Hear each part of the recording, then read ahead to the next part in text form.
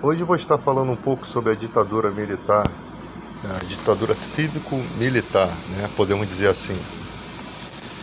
Cívico-militar porque teve o apoio de 500 mil pessoas, né?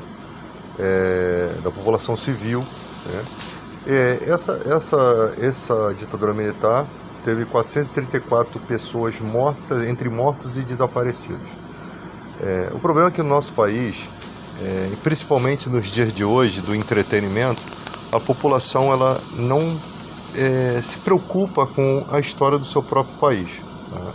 Nas escolas, pouco se é falado dessas questões. Então, o que a gente vê nos dias de hoje são atos golpistas acontecendo e pessoas que não sabem nem o que estão fazendo ali no meio daqueles golpes, né?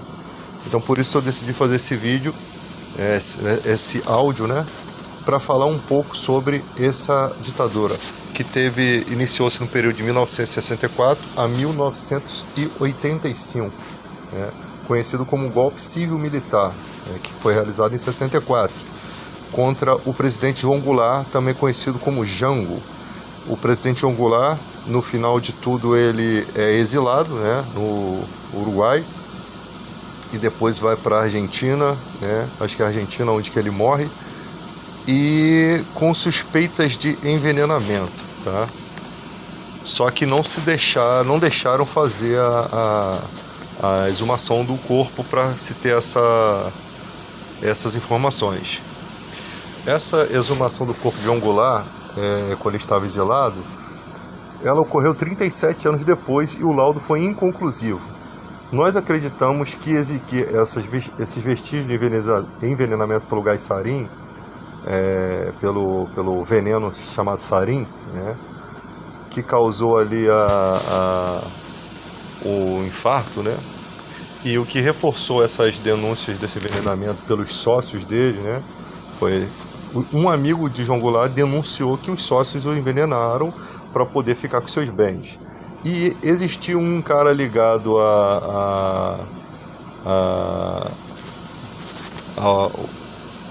um ex-agente secreto do Uruguai.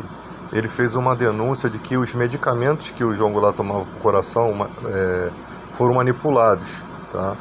Então, possivelmente envenenaram esses medicamentos, causando realmente ali um infarto e fazendo passar como se fosse uma causa natural, tá? Para vocês terem a ideia do que acontece com João Goulart.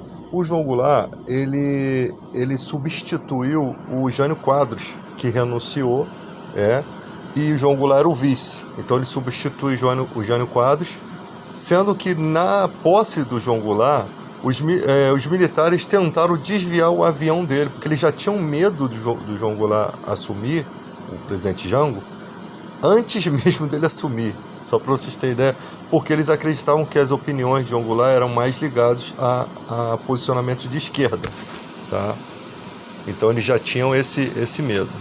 Então 37 anos depois você fazer uma exumação, e parece que o coração também já não existia, né?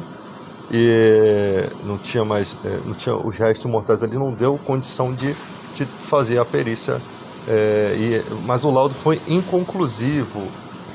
Não encontraram, eles possivelmente encontraram substâncias, mas que não puderam dizer que realmente de fato foi envenenamento. A gente não sabe. Foram 5 laboratórios diferentes, países diferentes, feitos esses exames.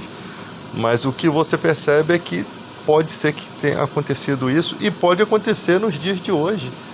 Usar a mesma substância tóxica sarin, que deve ser algo muito difícil de achar, né? Porque a ONU já proibiu essa substância, né? Então vamos voltar aqui ao assunto, só uma pincelada na história para vocês entenderem como aconteceu. Em 1964 a 1985, um golpe considerado civil-militar, tá?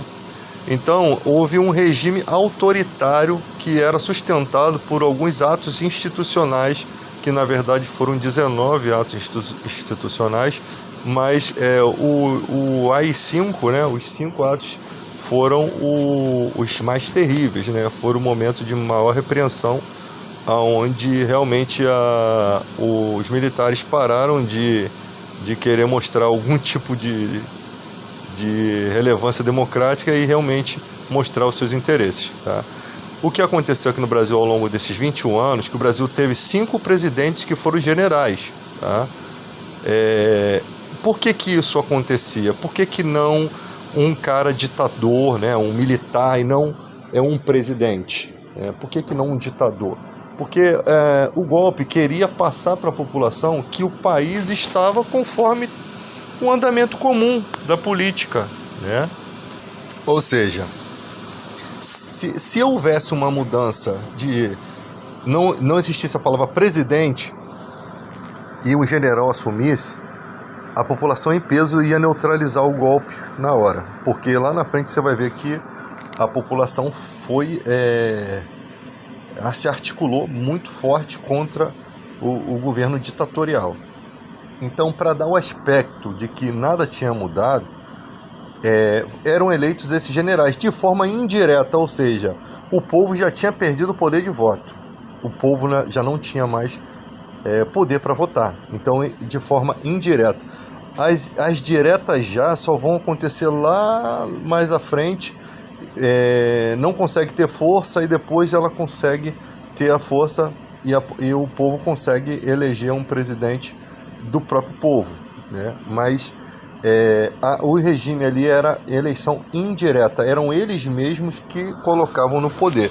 Então, para maquiar, para a população achar que estava tudo bem, esses generais eram presidentes, né?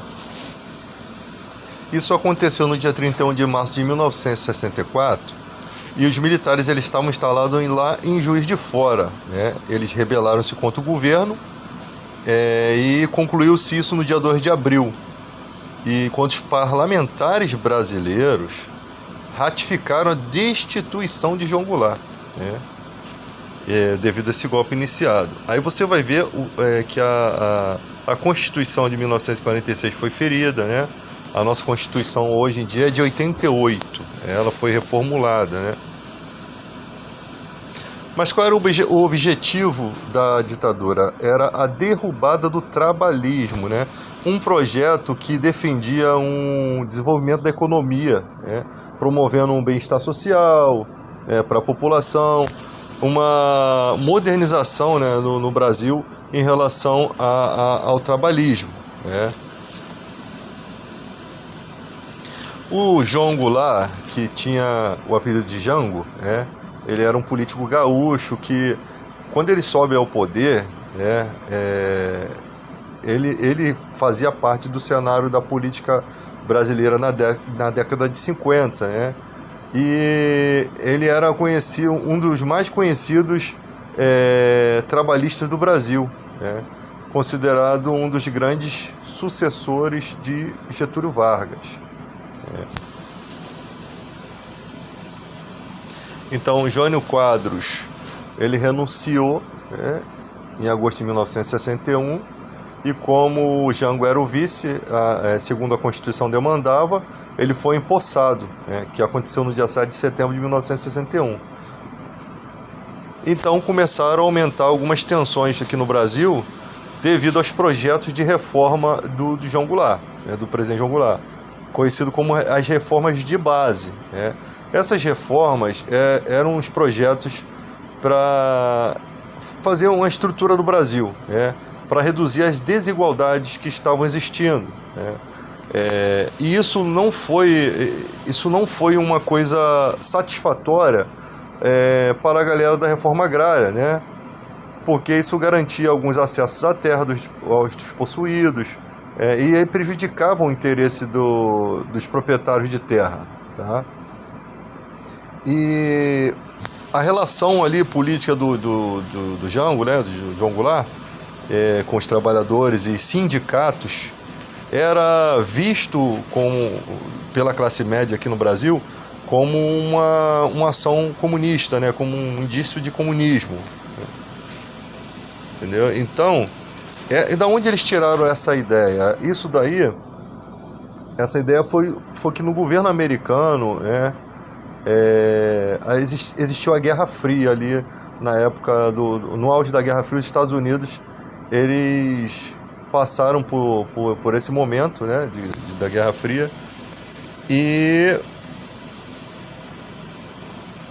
E as elites militares do Brasil acabaram se aproximando dos americanos, né, do governo americano. E ali juntou a CIA para fazer uma conspiração contra o governo João Goulart, né? A CIA ela trazia dinheiro para o Brasil para financiar os candidatos políticos que eram supostamente conservadores, né? E havia o Instituto Brasileiro de Ações Democráticas, né? E também um estudo de pesquisas sociais, que era uma fachada, né, para que eles se reunissem para traçar esse golpe para a derrubada do Jango, o presidente Jango. Então, havia um complô também com as emissoras de televisão, né? A Rede da Democracia, chamada Rede da Democracia, né? Algumas emissoras, elas se uniram, né? Elas se uniram para promover esse desmoronamento do governo João Goulart, tá? Rede Globo, Jornal do Brasil, Diários Associados, né? Eles se uniram para poder criticar o governo, para poder dar mais força à ditadura, estavam em apoio à ditadura, tá? E aí o João Goulart, não tendo ali um apoio, né, politicamente ele acabou desmoronando também. Porque na política você não pode ficar isolado. Se você fica isolado, você acaba se detonando, né? Daí o João Goulart, ele faz um discurso na Central do Brasil, né? Faz um comício, ele faz um discurso falando sobre reforma de base. O que acontece? Os grupos conservadores, né, supostamente conservadores, sabe, né? A marcha da família com Deus pela liberdade, olha que lindo. Sempre tem Deus nas coisas que, né? Sempre tem aquela questão de a pessoa falar de Deus para coisas ruins, pessoas manipuladas, né? Marcha da família com Deus pela liberdade. Lá em São Paulo ocorreu e tinham 500 mil pessoas, por isso que o golpe foi cívico-militar. Porque após, né, a partir desse desgaste que o João Goulart teve, aconteceu o golpe. Ou seja, houve um apoio popular. Então não são só os militares responsáveis, haviam também 500 mil pessoas e outros simpatizantes que não estavam ali presentes, né? E essa rebelião acontece, né, sob a liderança do Olímpio Mourão Filho. Sempre tem um Mourão na história, né? Não é possível. Então, essa rebelião foi aumentando, chegou no Rio de Janeiro, ela começou em Juiz de Fora, aí chegou no Rio de Janeiro, chegou em Brasília, e os senadores, né, fizeram uma sessão extraordinária, liderada por Auro de Moura. Eles consolidaram um golpe e declararam que a presidência do país estava vaga. Olha o golpe aí. E aí acabou sendo derrubado João Goulart. Instaurou-se temporariamente o Ranieri Mazzilli como presidente do Brasil. Aí no dia 9 de abril, o primeiro presidente militar nomeado pela ditadura foi o general Humberto Castelo Branco, tá? Então ali eles fizeram o ato institucional número 1, com as primeiras medidas autoritárias da ditadura, né? O interessante é que os parlamentares, eles acabaram chancelando esse golpe. Por quê? Porque isso era ilegal à luz da Constituição de 1946. Né? Aí você tem que estudar ali as duas fases do governo João Goulart, né? Para você entender por quê, as coisas ali. A Constituição não garantia essa legalidade para esse golpe, mas os parlamentares acabaram chancelando. Olha só. Quando temos parlamentares fracos que não defendem a Constituição, olha o perigo. Então, houve 5 presidentes militares que não foram eleitos pelo povo, ou seja, foram eleitos indiretamente, sem a participação do processo de escolha da população. Esses presidentes não podiam ser vistos como ditador, como era no caso da China, do Chile e da Argentina, né? Chile e Argentina. Porque eles queriam apresentar um ar de normalidade, né?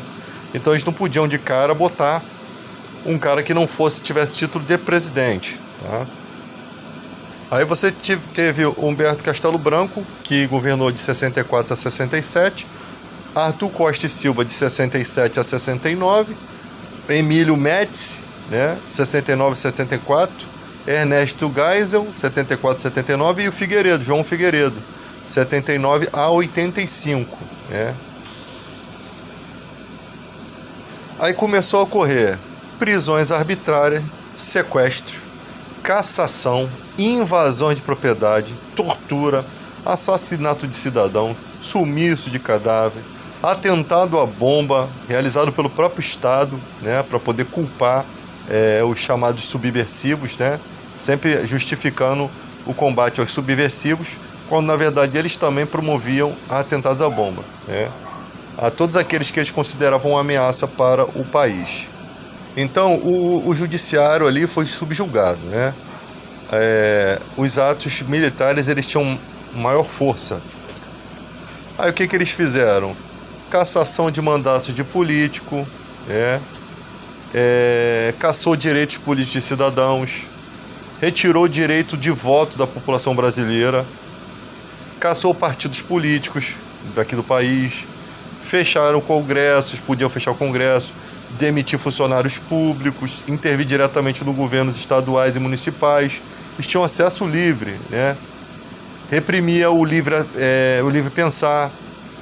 Centenas de livros foram proibidos de circular, né? Universidades foram monitoradas, inclusive algumas pessoas se disfarçavam, né? Agentes do governo se disfarçavam entre alunos para poder denunciar os acontecimentos ali, ver quem estava promovendo alguma coisa, né? Os movimentos estudantis perseguidos, agentes do governo estavam ali infiltrados, só monitorando, né? As conversas ali no local. Então houve uma série de restrições do sistema político brasileiro, né? E ali eles reprimiram todos os partidos que existiam, né, da Quarta República. Aí foram substituídos esses partidos pela Aliança Renovadora Nacional, conhecido como Arena, que era o partido dos militares, né, e o Movimento Democrático Brasileiro, o MDB, que voltou a ser MDB, mas na época ele era MDB, virou PMDB. Hoje em dia eles inverteram. Era PMDB, voltou a ser MDB, né? Então o Arena, ele era um partido dos militares, enquanto o MDB, ele cumpria um papel de uma oposição consentida, ou seja, era tudo ligado ao militarismo. Não era era só para transparecer que havia uma oposição. Então tinham torturas ali, perseguições aos opositores. Os militares brasileiros chegaram a importar técnicas de torturas exportadas do exército francês, né, que usaram essas torturas quando eles travaram guerra lá na Argélia, lá na Indochina, né? Aí trouxeram a questão do pau de arara, uso de choques elétricos, palmatória, né? Eles colocavam as pessoas na solitária, pegavam ameaçavam os familiares, os filhos dessas pessoas, né? Usavam os filhos dessas pessoas como informantes, tá? Então imagina, toda a família sendo torturada, né? Então 20 mil pessoas foram torturadas pela ditadura no Brasil, tá? Até se criar ali um movimento de resistência, né? Então lá no início desse regime, houve diversas manifestações contra esse regime, tá? E que foram violentamente reprimidas, né? Entre 64 e 68, as manifestações eram gigantescas.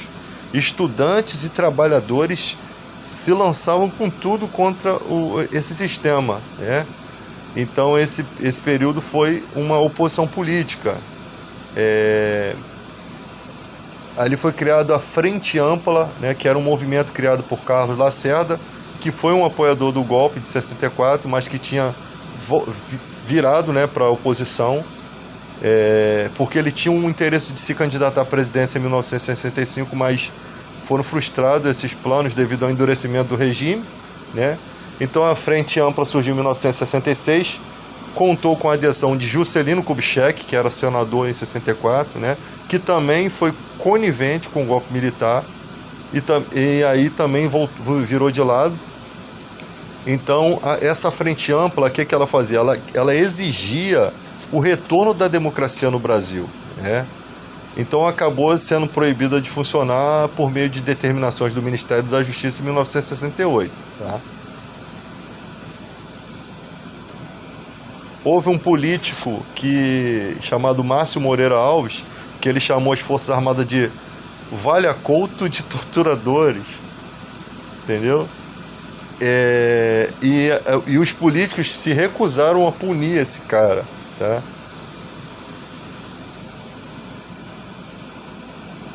Então os militares eles não aceitaram essa oposição aberta dos políticos. E aí eles começaram a endurecer o regime, né? E aí sim surgiram as guerrilhas armadas, tá? É porque as pessoas precisam botar as coisas em ordem. Com a intensa repreensão do autoritarismo, muitos opositores resolveram lançar-se na luta armada, né? Porque não tinha uma abertura para se manifestar as suas insatisfações, né? Então foi uma forma encontrada por alguns grupos de resistir. Aí você tem o nome Carlos Marighella e Carlos Lamarca, né? Que foram aqueles caras que acabaram desaparecendo em questão de poucos anos, porque eles estão lutando contra o governo militar, né, cara? Que tem acesso a todas as ferramentas. Aí sim veio o Ato Institucional 5, o AI-5, que foi um dos piores foi o pior dos atos decretados pela ditadura militar, né? E o mais rígido do ato autoritário, né? Em 13 de dezembro de 1968, chamado de período sombrio da ditadura, o resultado final dessa estratégia militar, né? Agora eles começam a mostrar realmente o que eles desejavam desde o princípio, né? Então ali no AI-5 o Congresso Nacional acaba sendo fechado por tempo indeterminado, né? Já no governo Ernesto Geisel aconteceu a abertura da ditadura, né? Foi iniciado um processo de abertura política do Brasil e os militares promoveram uma abertura democrática plena no Brasil, né? Realizando uma abertura que pudesse ser controlada. O intuito era que o governo realizasse algumas concessões e esperava consolidar os governos que fossem fiéis aos militares, né? Que atendesse aos interesses nos anos que viessem a seguir. Então essa abertura democrática da ditadura falhou, porque essas pequenas concessões realizadas, elas incendiaram a população brasileira. E a luta por um regime verdadeiramente democrático foi se tornando intensa aqui no país. E além disso, a economia estava muito ruim, né? Que minou grande parte desse apoio que os militares queriam, né? Então houve uma reação dos militares e essa reação se deu com os grupos militares que não aceitavam o abrandamento do regime. Um caso simbólico é o atentado no Rio Centro em 1981, que nessa ocasião os militares eles estavam realizando um atentado à bomba em um centro de convenções, né? Que era um evento que comemorava o Dia do Trabalhador. Então os militares eles estavam com um carro-bomba e de repente, acidentalmente, ele acabou explodindo e os envolvidos naquele atentado acabaram morrendo, né? Então ali, com essa abertura das primeiras medidas, a revogação do AI-5, o decreto de anistia que perdoava todos os crimes políticos cometidos durante a ditadura até 1979, e foi permitida a criação de novos partidos políticos, né? Com isso surgiram os 5 novos partidos. O PMDB, né, que era uma conversão lá daquele partido MDB, ligado à oposição permitida pelos militares, mas que não era oposição de nada do Arena, né? O Partido Democrático Social, PDS, que era a conversão do Arena, que era o partido dos militares. o PT, Partido dos Trabalhadores, o PDT, Partido Democrático Trabalhista, e o PTB, Partido Trabalhista Brasileiro. Aí você tem aqui uma coisa muito importante, como se surgiu ali, né? Depois você vai ter o primeiro governo eleito após a ditadura pelo voto, né? Eleito pela população, que é o José Sarney, né? Então, esse fracasso de abertura controlada pelos militares acabou desencadeando nessa criação desses partidos aí.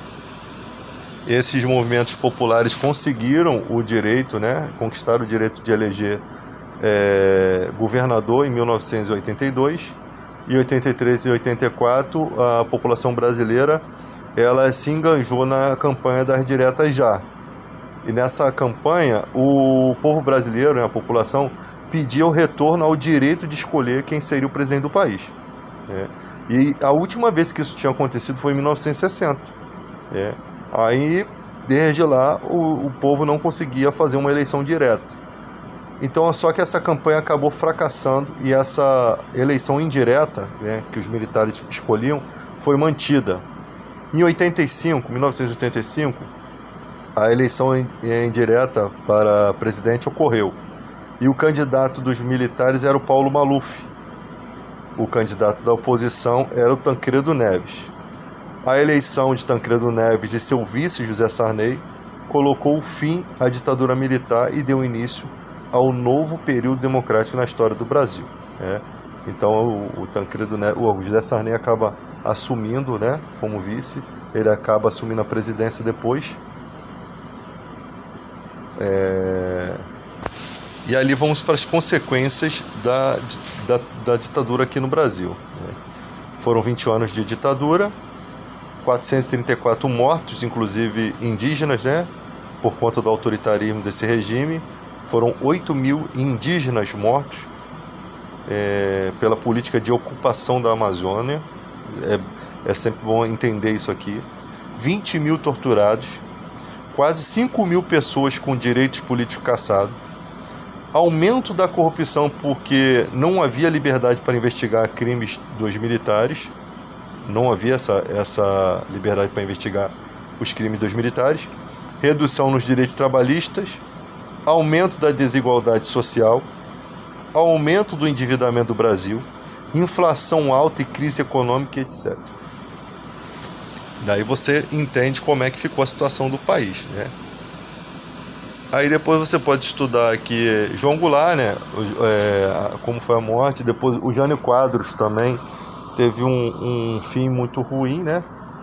Ele perdeu a esposa vítima de câncer e depois ele foi internado no asilo e acabou passando a sua vida em estado vegetativo, tá? E essa é a história do nosso Brasil, né? No Brasil de hoje nós tivemos aí uma tentativa de golpe, né? Uma tentativa que existiu.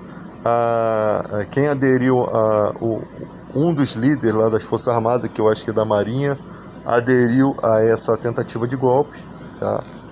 Graças a Deus a nossa Constituição é forte. Nós temos o Judiciário, nós temos a Constituição de 88 e nós temos a população brasileira, né, que precisa estudar mais sobre essas questões de ditadura, tá? Para saber como é que essas coisas começam. O Trump, por exemplo, ele está fazendo uma coisa parecida nos Estados Unidos, aos nossos olhos, né, que vai atrapalhar todas as questões internacionais. Esse cara, ele ultrapassa certos limites e todo mundo fica na cola dele para saber os passos dele, que são passos muito assim, que não dá para você entender o que o cara vai fazer. Do nada o cara faz uma besteira que frustra todos os especialistas, né? Mas todo mundo fica na cola, porque todas as ações de um presidente americano influenciam todo o mundo, né? Todas as economias do mundo. Então a gente tem que estar atento, né, aonde esse cara quer chegar. Porque o objetivo deles mesmos seria colocar a OTAN ali na Ucrânia na marra e não ia haver uma guerra, porque a OTAN não vai se engraçar com a Rússia e com a China. Não vai existir isso. Eu não creio que isso aí é fim do mundo. Se acontecer uma guerra entre OTAN, China e Rússia, ou a China e a Rússia vai dar um show, vai dar um banho nesses caras na OTAN. Por mais que os Estados Unidos tenham muita tecnologia, a Rússia e a China também tem, entendeu? E aí o mundo vai sofrer muitas questões, né? Imagina, e sem se esquecer que dentro da Ucrânia tem uma usina nuclear, que se acontecer alguma coisa ali, muitos países vão sofrer consequências, principalmente a Rússia, que está mais próxima ali, né? Então muitas coisas têm acontecido nos dias de hoje. Todo estudo do passado nos revela ações do futuro. A gente consegue entender mais ou menos o que querem fazer no futuro. Esses regimes ditatoriais, eles sempre começam com alguns passos iguais, né? Geralmente por meio do sofrimento da população. A população às vezes não está entendendo o que está ocorrendo, né? A população às vezes está se sentindo à vontade porque a coisa não está chegando nelas diretamente. Toda a confusão da ditadura no Brasil começou nas questões políticas, nas pessoas influentes. Então você que era uma pessoa não influente, trabalhador comum, a única coisa que viria sobre a sua vida são congelamento de salário, que aconteceu na época do Jânio Quadros, congelou o salário, aumento das coisas, falta das coisas do supermercado, você vai sofrer esse tipo de coisa. Mas muitas vezes um governo consegue manter isso tudo bem, e lá nas esferas da política, né, com a manipulação da mídia, como você vê aqui, houve uma ajuda considerável dos meios de comunicação.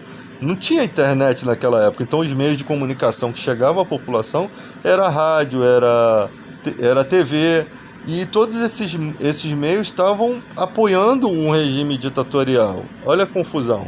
E a população está sendo nutrida com informações contra um governo que era oposição deles, ou seja, a população ela acaba sendo manipulada para observar que aquele governo é ruim, quando na verdade quem era ruim eram os regimes ditadores, né? Pessoas que viram na época o Jô Soares viveu na época da ditadura e ele viveu perto do doicode. Ele falava que foi uma época ruim. Um cara que ficou muito calado depois que recebeu uma homenagem foi o Carlos Alberto de Nóbrega aí, recebeu uma homenagem. Ele fala muito mal da ditadura, depois parou de falar, recebeu uma homenagem na Câmara, não sei porquê. De repente só mesmo para um doce para criança, para ficar quieto. E aí você percebe que as coisas podem ocorrer novamente se a Constituição começar a ser deturpada. Você vê que lá a Constituição de 46 foi violada pelos próprios parlamentares. Eles não tiveram a coragem de se opor ao regime que estava sendo imposto, né? Por que não tiveram coragem? Porque eles pensaram nas famílias deles. Eles viram que estava tudo tomado, e o apoio da população, 500 mil pessoas, usando o nome de Deus para ir na rua, usando a postura de cidadãos de bem, né? Indo para as ruas, acabou que se tornou um governo, se tornou uma ditadura civil-militar, né? Porque teve o apoio da população. Olha só a situação. E aí olha a situação que o país ficou. Poderia ter sido pior se a população não tivesse coragem de lutar contra eles, porque a população lutou em peso contra eles, sofreram, muita gente foi morta, muita gente foi machucada, muita gente sofreu abusos, né? Talvez até abusos sexuais. Aconteceram muitas coisas ali de muitas pessoas que a história não conta, que a história está contando aqui só o feijão com arroz, mas quem viveu aquela época, as coisas que ocorreram com pessoas que não são notadas, né? Porque não são políticos, porque as próprias famílias dos políticos não são relatados aqui. Alguns políticos, você vê que o nome de poucos políticos são relatados aqui. Eles falam de a família dos políticos, mas não fala quais são. 20 mil pessoas torturadas é gente pra caramba. É gente pra caramba. Famílias, políticos, que não são citados o nome. Inclusive o presidente da OAB, o Felipe Santa Cruz, né?